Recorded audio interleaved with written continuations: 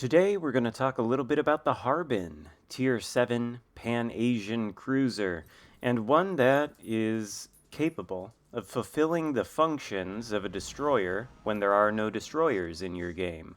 The Harbin is much like an oversized destroyer itself. In fact, it has destroyer caliber guns. It's got 10 130 millimeter guns. And correct me if I'm wrong, but 130 is the same caliber gun size that either the French or the Russian destroyers have. I can't remember which one of them has the bigger guns. I think it's 130 and maybe 139 millimeters.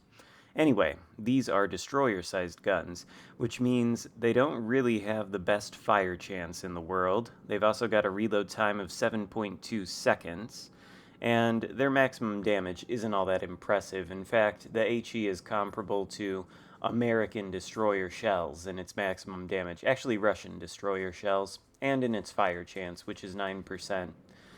The other component to this ship in this entire line is that it comes equipped with a robust torpedo armament that really isn't shared by other cruisers. No other cruiser line is quite as focused on its torpedoes as this one.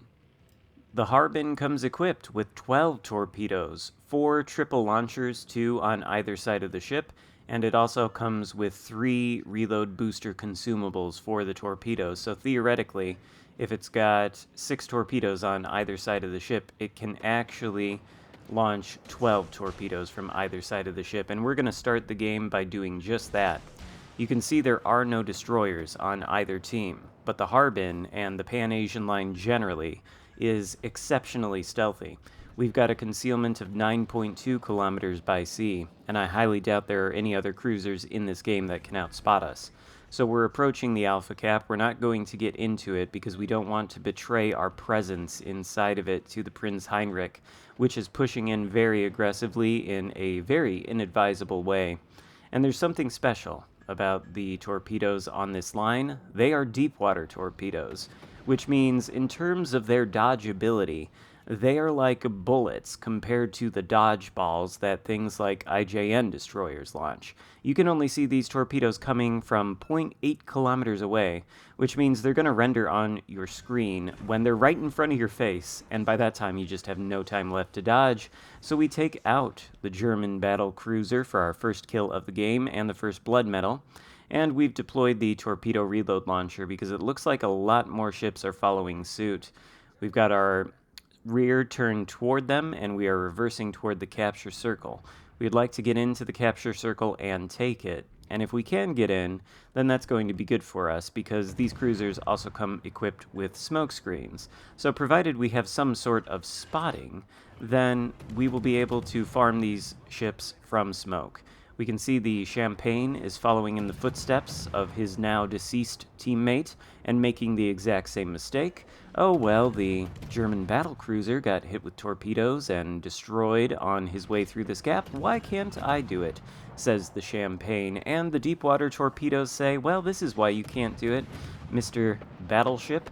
We hit him with 3, and then we light a fire to boot. And, well, it's a Champagne.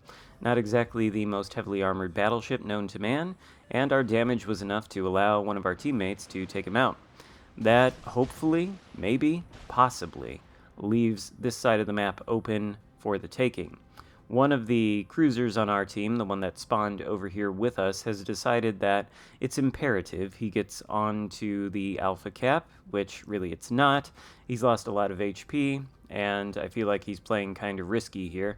I, as you can see, am trying to keep myself not spotted by any of the enemy ships because the Harbin and this Pan-Asian line, they have a lot of firepower.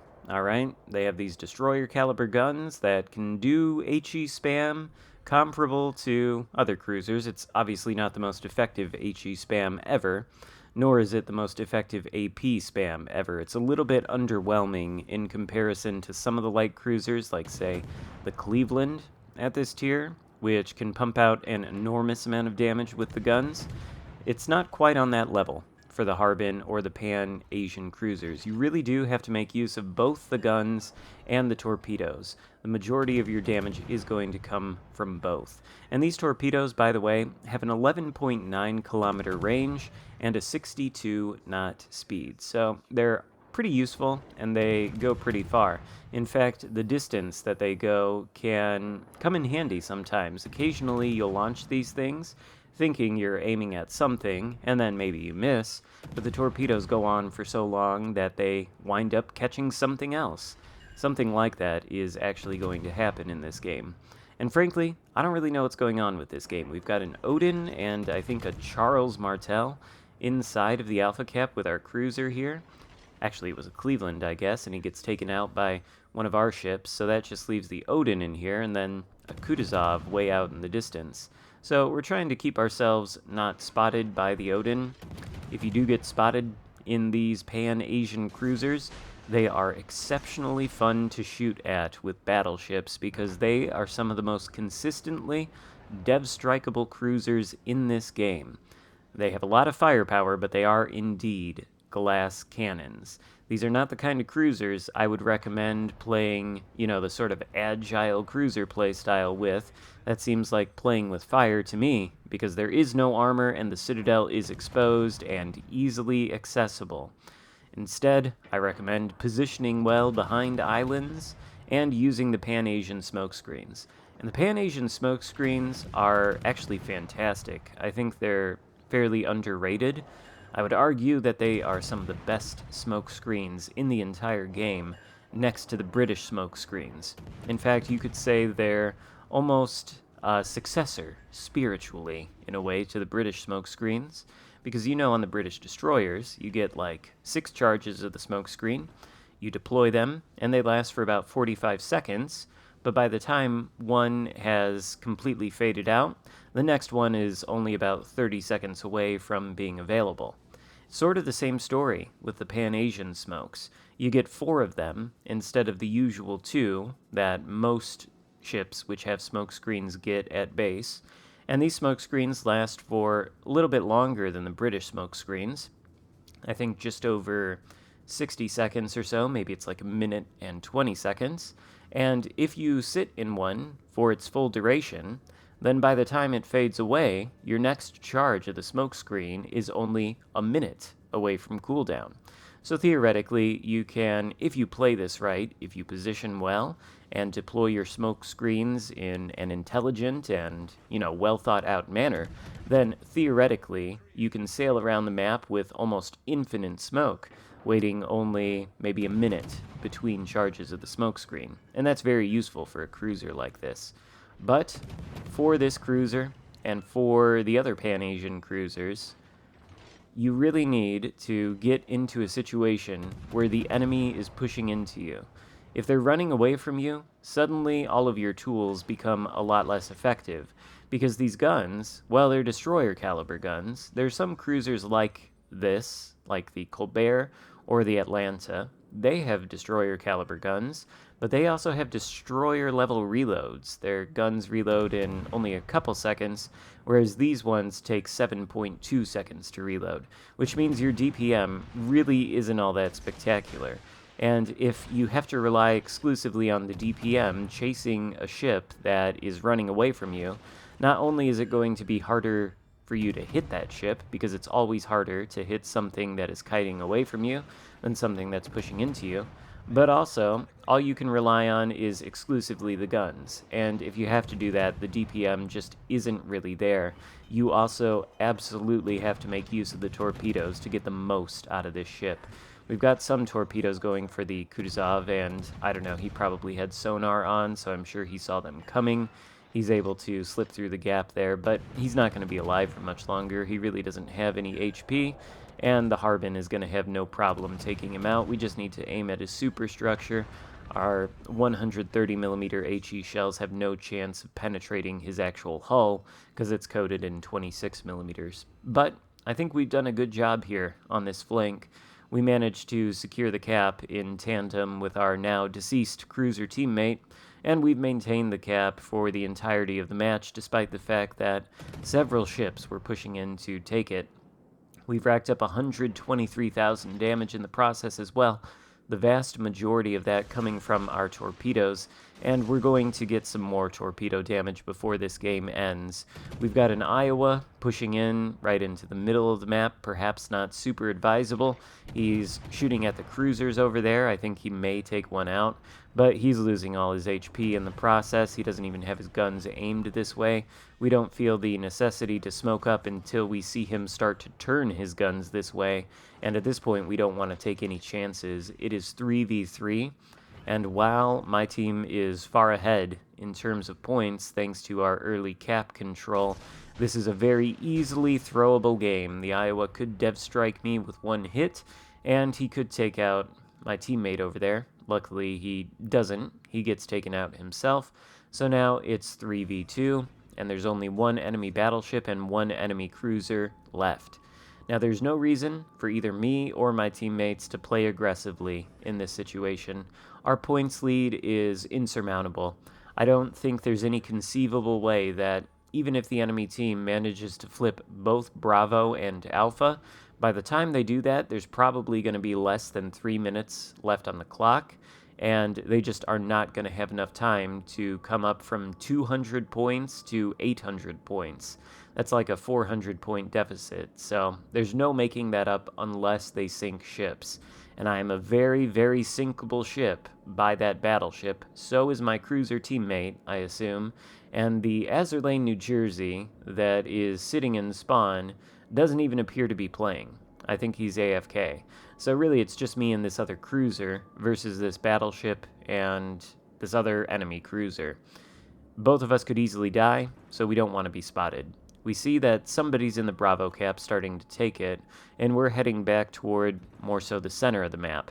We should be able to outspot whatever is left because we're so stealthy, and we do outspot the Massachusetts, of course, who comes around the corner into full view. We are not going to start shooting at him. We don't want to tempt fate. That would be a foolish risk. I don't know why our cruiser teammate is shooting at him, because I don't think he should be tempting fate either. I'm sure he's not on full health, and the Massachusetts is perfectly capable of taking him out in one shot, just as we are. But we have some useful intelligence data. We know that the cruiser is in the Bravo cap, and he's obviously behind the island, closer to the enemy spawn, so we need to be careful. As we go over here, we launch some torpedoes, partly at the Massachusetts and partly at the edge of the island where we suspect the cruiser is hiding. And now we're going to pull up here. We're going to come to sort of a stop and start reversing, and we're going to deploy a smoke screen. If for some reason the cruiser comes around the island, we can reverse around the island behind us, and we can hopefully get some eyes on the Massachusetts and maybe do a little bit of farming. Massachusetts goes dark, though. Our cruiser teammate is trying to farm him. I think he was relying on our spotting to do so. Looks like he's in the Alpha cap, probably concealed behind some islands. But honestly, I almost don't want to give him vision to fire at these ships, because I don't know that he understands that we are in a winning position and all we have to do is survive. In fact, the fact that he is pinging the Bravo cap makes me pretty sure he doesn't understand the gravity of the situation. He asks me to take the Bravo cap. I instantly deny that, and I say get back, because we've won. My torpedoes that I launched earlier, sort of speculatively, have taken out the enemy cruiser. So that just leaves the enemy Massachusetts, which is on exceptionally low health, and we can't even see him. He's sailing off into the distance, most likely toward the Alpha cap, but there is absolutely zero reason for us to engage him, either myself or the cruiser. We've done what we needed to do. We've secured the win for this game, and we don't need to attempt to win harder. We did it, by the way, without any help from that Azerlane, New Jersey, who has remained AFK for the entirety of this battle, something that I think is extremely irritating and something that I've seen been happening a lot lately. I don't know if that's because of server disconnects. I doubt it. I haven't really experienced any server disconnects in this game for quite a long time. The servers do seem to be stable. Could be life happens, and I don't know, you just have to step away from the controller for a minute. Or it could be that for whatever reason, the Azerlane, New Jersey didn't like the matchmaking and so decided to quit. If you purposely quit a match early, you are not contributing to a good experience for either your team or for the enemy team. So please, as a public service announcement, no matter what happens in the match, no matter how much it may frustrate you, don't just leave it and leave all your teammates alone. Play till the end, even if you die. It's better that you throw away your ship, honestly, than that you remain AFK. Even, at least if you throw away your ship, you're probably going to get some sort of XP, but you'll get zeroed out if you don't play at all. In any case, we win the battle with the Harbin. I'm almost finished with the grind to the Sejong, which I'm looking forward to immensely. I think it's going to be a very powerful cruiser. Hope you enjoyed this video. If so, give it a thumbs up, consider subscribing if you haven't already, and I'll see you next time. Goodbye.